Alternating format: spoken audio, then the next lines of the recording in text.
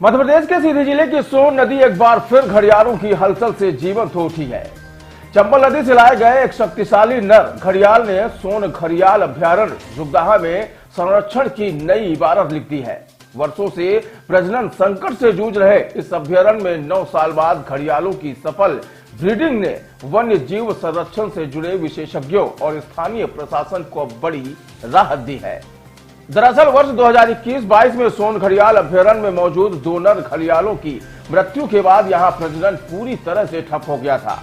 नर घड़ियाल के अभाव में मादा घड़ियाल अंडे तो दे रही थी, लेकिन उनमें बच्चों का जन्म नहीं हो पा रहा था। इस गंभीर स्थिति को देखते हुए वन विभाग ने एक साहसिक और वैज्ञानिक पहल करते हुए देश की सबसे समृद्ध घड़ियाल आबादी वाली चंबल नदी से एक बड़ा और स्वस्थ नर घड़ियाल सोन नदी में स्थानांतरित किया।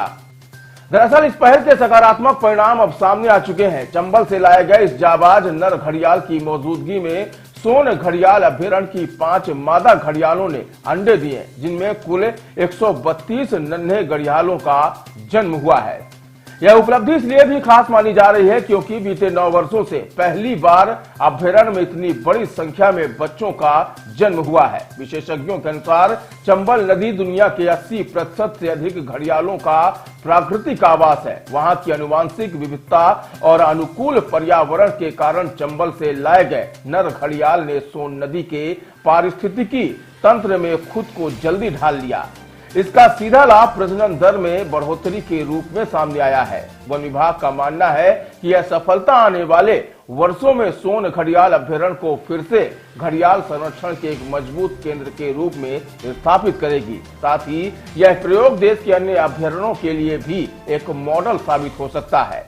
सोन नदी में जन्मे ये 132 नन्हे मेहमान न सिर्फ घड़ियालों के वंश को बचाने की उम्मीद है, बल्कि यह संदेश भी है कि सही रणनीति और इच्छा शक्ति से विलुप्ति की कगार पर खड़े जीवों को नया जीवन दिया जा सकता है।